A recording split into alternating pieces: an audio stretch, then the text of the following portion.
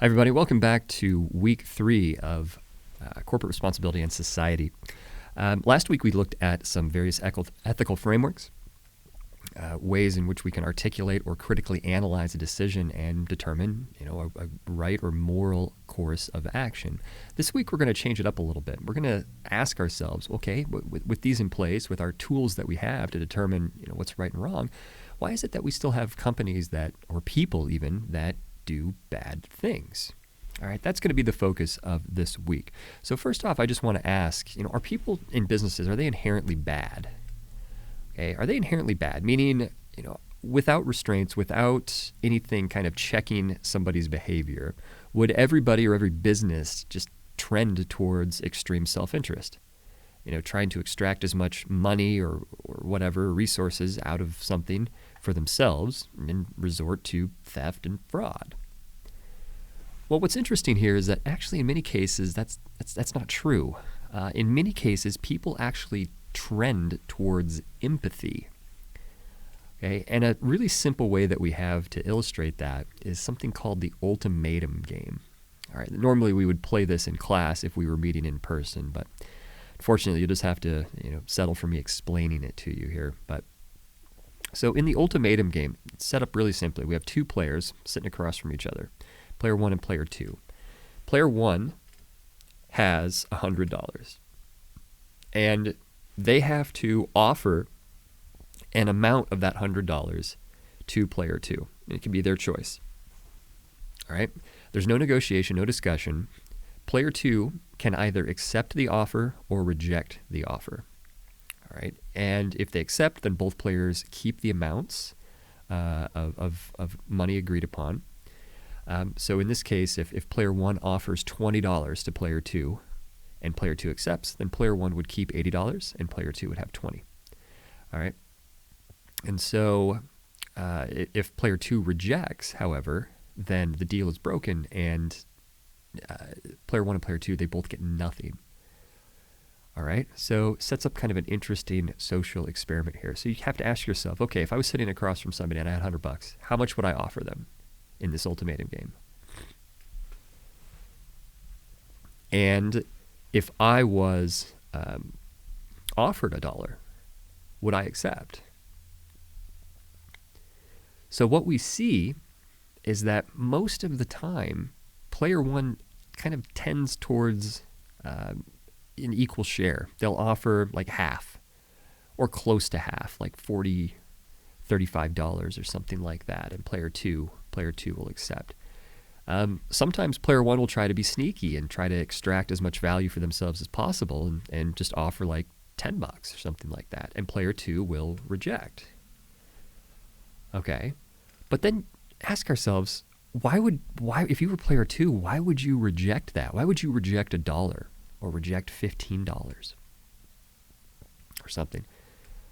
A lot of players will do that to save face or punish the other player or something like that, even though classical economics says that we should accept any amount, because if the choice is any amount or nothing, we should accept the amount, right? If we were offered $1, the choice is $1 or nothing. Okay. But still, even in that situation, despite what classical economics should say about our behavior, right, we tend towards empathy. So I have a link to a YouTube video with people playing this game. It's kind of interesting. So I'll post that in the announcements after I post this lecture here. So in this particular lecture, we first have to understand that corporations are not moral agents. All right, a corporation itself is an artificial person. All right, a corporation cannot feel. All right, a corporation is a collection of individuals that each have their own sense of morality, their own life view, their worldview, their own set of experiences, and their own way that they make decisions. So if this is true, okay, then we can also say or ask ourselves, is morality a totally stable concept, or is it somewhat fluid based upon influences and past history? Okay, and we could also say that's true. All right, it has a historical component to it. All right, So if it's somewhat fluid, then we can look at a couple of different things within an organization that might alter how we, over time, alter how we behave. So we're going to look at 4 here. We're going to look at corporate culture, all right, and this is also includes leadership. One thing that we recognize as scholars is that leadership in an organization has such a profound effect on corporate culture. Incentives in the organization. This is basically a subset of corporate culture, but I wanted to highlight it by itself here. And then corporate governance. I just have a really quick spiel about that. We're actually going to look at this more in week 9, or in greater detail in week 9, so I won't spend too much time on it. And then a quick overview of personal decision making and cognitive biases.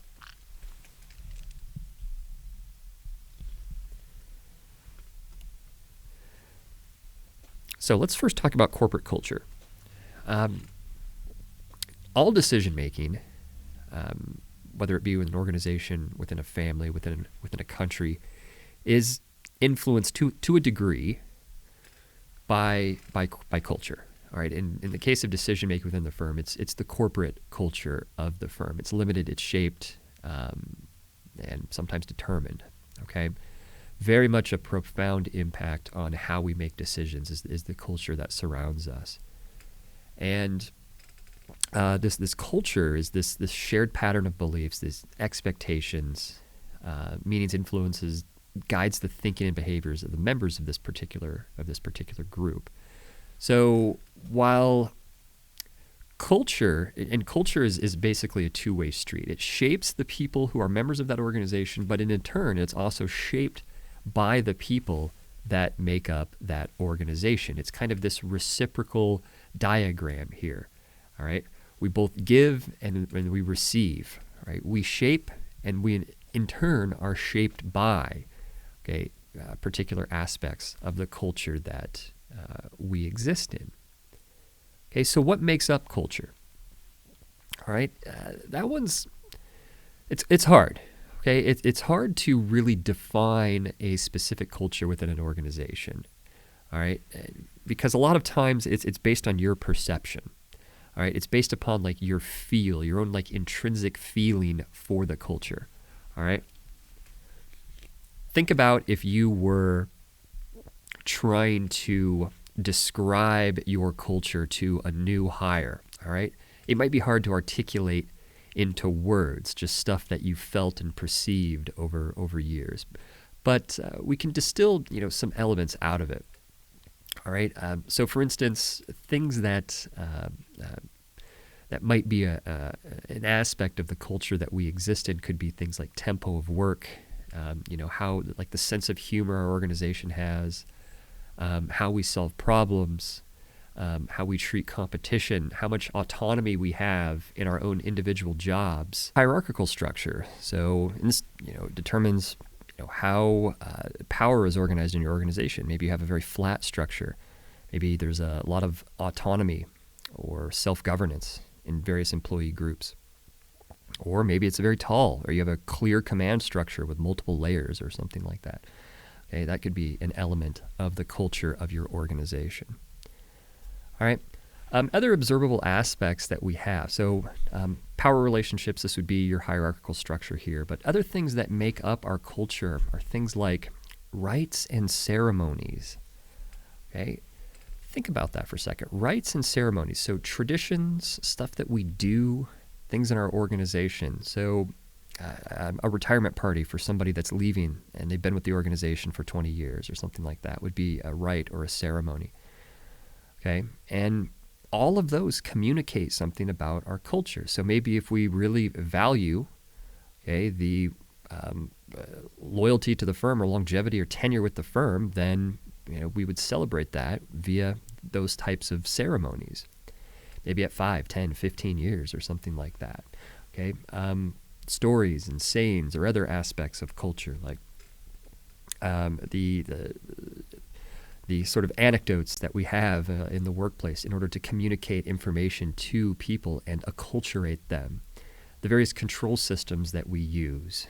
Okay, this includes incentive systems. Okay, how we control work or control for quality and things like that, and then structure and symbols.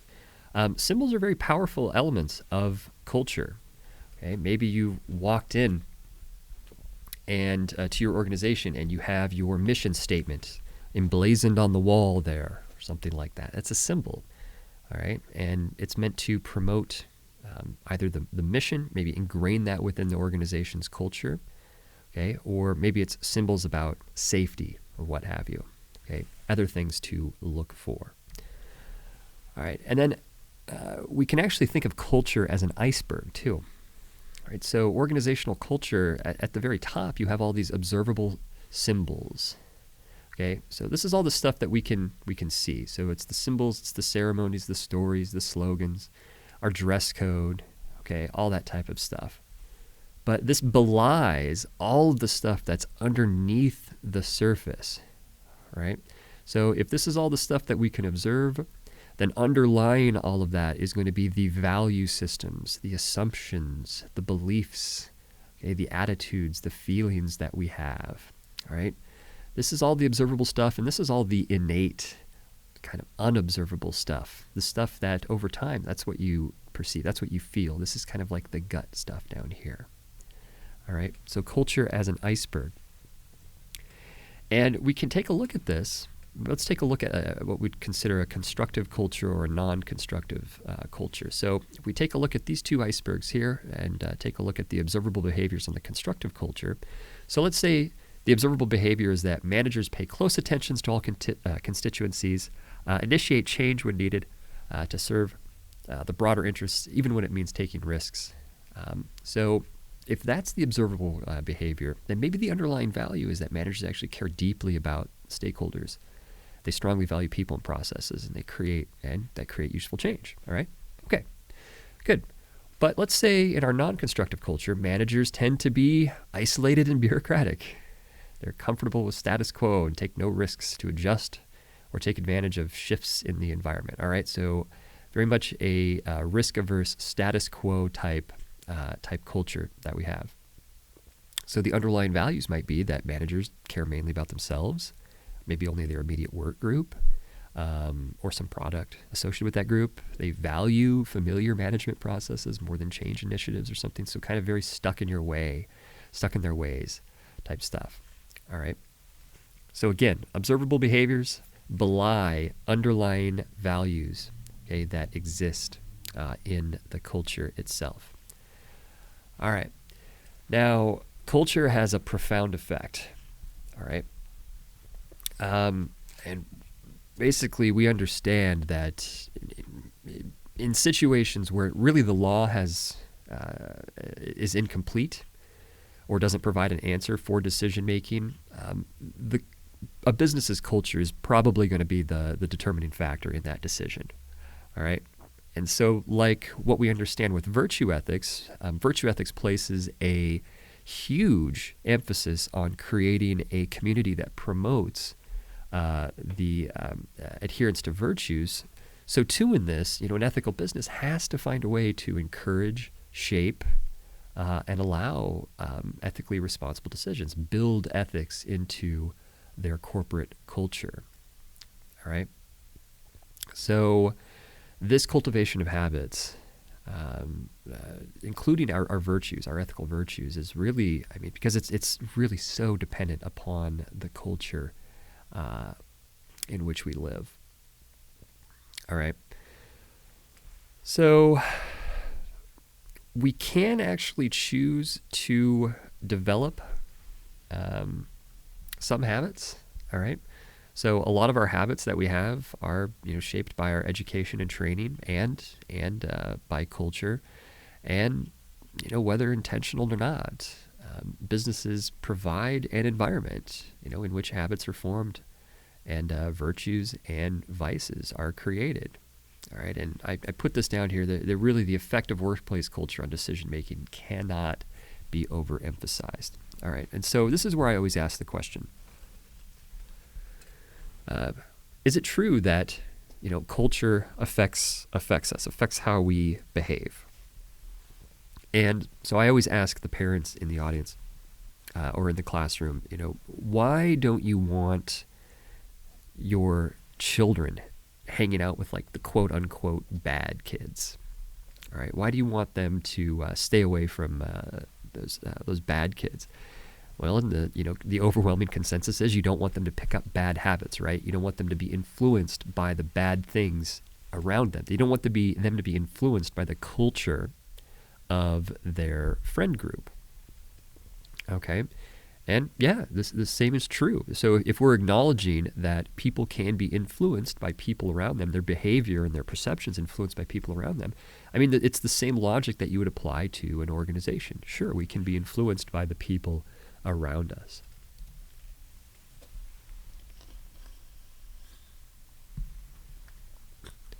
So we can look at what we would consider bad cultures or toxic work cultures.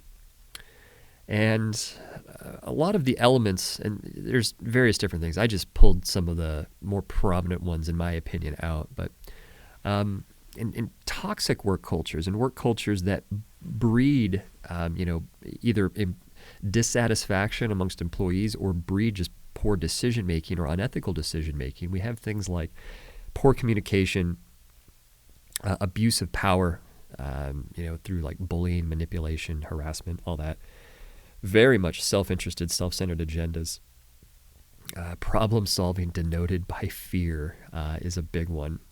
And then obviously inequality, so either gender-based misconduct or discrimination, et cetera, et cetera. So some examples of elements of culture that are not constructive.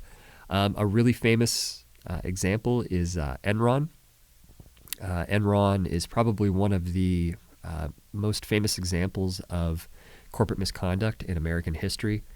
They had a very hypermasculine, toxic work culture that fueled unethical decision-making. They really did a lot of just not good stuff, and it ultimately led to bankruptcy and indictments for the upper management. So if you have not heard of Enron and you want to see how a culture, an organization's culture, can influence decision-making in a really bad way, I would encourage you to look up the documentary Enron, The Smartest Guys in the Room. Really, really fantastic and eye-opening about how decisions are made in this type of aggressive environment. All right. I looked up some other poor corporate cultures just based upon like their Glassdoor reviews, other comments from people working in there. And I found that like Uber, of all places, had what a lot of people considered a poor culture. They called it aggressive and unrestrained. Amazon, bruising, relentless. It was a churn and burn. Forever 21 actually had a terrible CEO rating. All right, let's.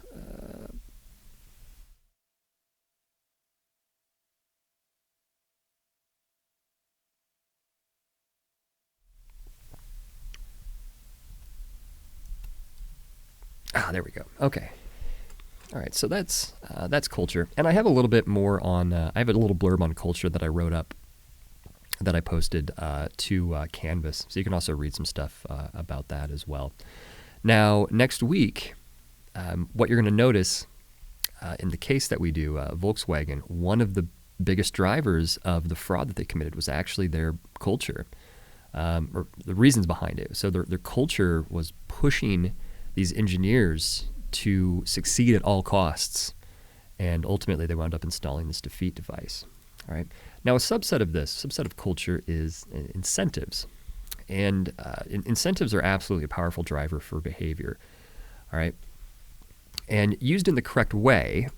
So, in a stimuli, all right, these stimuli. So it's both rewards and punishments. Okay, they're meant to align behavior with an outcome or with a goal or the values of the organization, or something like that. Okay. And we use incentives all the time. They're used on us, and we use them, okay, as well. All right. And I don't know if you remember, if you ever took an intro to psychology class, maybe back in undergrad or something, but if you did, you probably learned about operant conditioning. All right. And operant conditioning is interesting. So we use the principles of this on, we use it on our pets, we use it on our children, our employees. All right. We want to encourage a specific type of behavior out of somebody, either our pet or our child or our employee, and we want to discourage other behaviors. So we use incentives to do that. And I'll explain. I have a little chart on the next screen here, and I'll explain it. So there's two components of operant conditioning. We have either reinforcement or punishment. So if it's reinforcement, we want to increase behavior, and punishment, we want less of this behavior. All right, and this could be positive or negative. All right, so think of this as either positive, we're just adding something, negative, we're just taking something away. Okay, so if either good or bad, actually, in both of these. And I'll show you what this means here. So this is the grid of operant conditioning. All right, so here we have reinforcement. We want to encourage this column of behavior, and punishment, we want to discourage behavior over here. And positive by either adding something, or negative by taking something away. So positive reinforcement, right? This is like giving your dog a treat, basically. Okay, or awarding your child something, or make like a bonus at work. We want to encourage behavior. We see a behavior, we want more of it, so we give out commission, bonuses, rewards, treats. All right. If we want negative reinforcement, so we want to encourage behavior. We want reinforcement, but we want to encourage it by taking something away. So we take away something undesirable. All right, so we're encouraging behavior by removing something undesirable, either unfavorable work assignment where they don't have to do chores or something like that. Maybe they get out of doing something undesirable. All right. Now over here we want to discourage behavior. All right, so we're discouraging behavior by adding something. Okay, so we're discouraging behavior by adding negative things, such as or undesirable things. Such as like more work, chores, undesirable work assignments, all that. And here, you're probably familiar with this one, or these two quadrants. Up here, positive reinforcement and negative punishment. So we want to discourage behavior, and we're doing it by taking something away. So you're getting rid of your kid's Xbox or iPhone time with friends, getting rid of like workplace amenities, taking away a bonus or something like that. Okay? So this is our incentive. This is our basic kind of incentive structure in an organization. So we have to ask ourselves, what are we actually incentivizing? Now, this is kind of tricky. So we may think that we are encouraging our employees, okay, to act ethically, maybe to service the customer in the best way possible. But the way that our incentive structure is set up, we might not actually be doing that. We might actually be encouraging them to, stretch the rules a little bit. All right? So we're going to use college football here as an example. So if we take a look at many universities, oftentimes a university's athletic department will list in order of importance the goals or their values that they have for their student athletes, and always usually number one, it's they want their students to receive a quality education. They want them to develop good sportsmanship and values, and number three, it's like to win. Okay, we want to win games. All right. So, given this statement, you would think, wow, okay, the head coach for a college football team or any college sports team, basketball team or whatnot, they would focus on making sure that their students, were star performers, were star academic performers, and developing practice schedules around that. Okay. But what is the coach most likely to get fired for? All right. Is it mediocre academic performance, or are they most likely to get fired for a mediocre win rate? And pretty much all cases, it's a mediocre win rate. So even though we're saying, in this case, we're saying that number one here is the most important, we're actually incentivizing our employee on number three. All right, so number three is going to be treated as the most important by this person. All right, and we can see that in our employees. For example, we want our employees, number one, like let's say the classic example is a used car lot. We want our employees or a car dealership, we want our employees to give our customers the best solution possible, one that really meets their needs. Okay, because the idea is that we are going to develop relationships with that customer, and they're going to keep coming back to us for their needs and stuff like that. Create a relationship over time. But maybe we have a very aggressive and maybe in some cases punitive compensation system set up, right, where they are paid on commission. So maybe even though we're stressing or saying on paper that we want our employees to give our customers something that's right for them, because of the commission system, because of the reward system, maybe our employees would push to sell or maybe push the boundaries of ethics a little bit, sell them something they don't need because it would result in a higher commission. Okay, or maybe sell them something that they know is like a lemon or something like that. Okay, so there's a great article that we have assigned this week. It's a classic. It's called On the Folly of Rewarding A While Hoping for B. And it talks about mismatched incentive systems. So in an organization, sometimes we want our employees to be ethical, but sometimes our reward systems, are actually encouraging our employees to be unethical.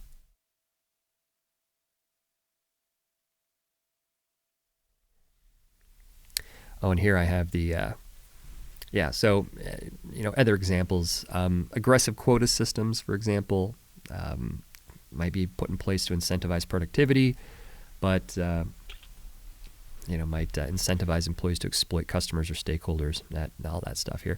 Lack of punishment for undesirable behavior may fail to extinguish unethical behavior. So if you're not actively trying to administer either negative or positive punishment to get rid of behaviors that you see as undesirable, then they may stick around in an organization. Okay, so lack of that punishment here. So above all, ask yourself, what behaviors is your incentivizing system? What are they truly reinforcing or extinguishing in the organization? Really quickly about governance. I'm just going to, we're not really going to be talking about it this much this week. We're going to be spending a lot of time on this on week 9. So just really quickly, this also is a major factor as why corporations do bad things. Corporations have a lot of checks and balances set up, such as a board of directors, for example, and a disinterested, kind of a dysfunctional board of directors could fail to check on ethical behavior. And there's a great example of a former CEO of Tyco International, Dennis Kozlowski, that basically got away from essentially stealing millions from the company because the board was just so disengaged. All right. And if we just have poor control systems, if we have maybe conflicts of interest, maybe nepotism or something going on in the organization, that could all lead to unethical decision making. So, like I said, Volkswagen, great example of poor governance, toxic culture, and unaligned incentives. So that's going to be coming up next week. Now, this week we're actually going to be looking at the Ford Pinto fires. Okay, and the Ford Pinto fires was kind of an infamous case. All right, it was actually the first time that a corporation, got sued in court, had criminal charges brought up against them. All right, And the author, the one that was running or serving as a recall coordinator at the time, basically makes this argument that it was his own cognitive biases that led him not to recall this car. All right. So even our own cognitive biases, so our own limited access to information and data, may lead us, maybe even unintentionally, to do things that are unethical, or maybe even maybe our ignorance is willful. Maybe we want to stay in the dark. All right. Maybe when we're making decisions, we only consider a limited set of alternatives. All right, we don't consider all of the potential ramifications when we're making decisions. Or maybe if we use overly simplistic decision rules. Hey, that's an interesting one. One of them might be, okay, we should close the store, or maybe we should close this clinic because it's not profitable enough. All right, we're using one metric, all right, and that metric is profit, okay, in order to make that decision. Not saying that that's wrong in every case, but maybe using a more holistic decision calculus, okay, when making these types of decisions would lead us to make better decisions. Making decisions that only satisfy a minimum decision criteria. We call these satisficing, okay? So that is, and we do this a lot, all right? Like, for instance, when we're hiring employees, all right, we have a minimum set of qualifications. As soon as we find somebody that satisfices all of those minimum qualifications, okay, we'll go and make that, we'll hire them or something like that, because it takes time. It takes time to make an optimal decision, a utility maximizing decision. And as hard as it is to say, a lot of times what happens in organizations when we make unethical decisions, it can be due to a lack of willpower. All right. Aristotle actually had a term for this. He called it weakness of will. And the unfortunate truth is that really sometimes it's just easier to do the wrong thing. It's hard to stand up to people and do the right thing when you could be fired or have your livelihood threatened. And I mean, it's difficult when facing peer pressure. Peer pressure is a powerful, powerful force. I'll leave with a quick anecdote here. One of the things that we study or one of the most studied things in organizational psychology is something called the Hawthorne studies. Maybe you're familiar with them. And these happened at the Hawthorne plant in Pennsylvania back in the 40s and 50s. Essentially, they were looking at different things that affected people's productivity in an organization. And I mean, from these studies, we learned things like people work harder when they're observed. People are more productive when they're given like a lunch break, for example. One of the studies or the experiments that they did is they looked at people working in a production line. Now, this particular production group, they had a quota of units that they were supposed to make. Let's say like 15. And then once they made more than 15, they were paid a bonus for each additional one that they made. Okay? This kind of piece rate system.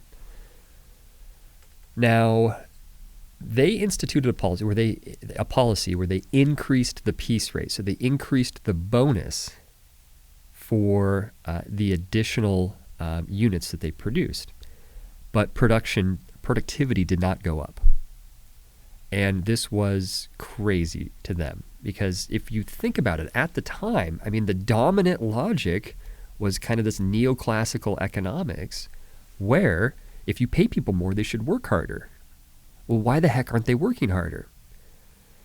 And it was found that the employees were afraid that if they routinely went above the quota, so if the quota was 15 and if they started producing like 25 or 30 routinely, then the quota would become 25 or 30, and then they would get paid piece rate beyond that. All right? So how did they keep production low? Well, they used peer pressure. All right? They all agreed that we were going to produce 15 a day, and if you kind of scabbed and you by yourself produced more, you would be ostracized from the group. All right, people would ignore you. You'd be left out of the social circle, and that that force, that threat of ostracism, was more powerful than the economic incentive to work harder. That's how powerful peer pressure is, okay, in an organization. It can cause us to really fundamentally change our behavior. Okay, so this is just some things to think about, all right, as we move forward and we look at these various case studies. Okay, everybody, that is all I had for the lecture this week. Please let me know if you have any questions on the readings and the Ford Pinto Fires article this week, and I'd be happy to get back to you. All right, take care.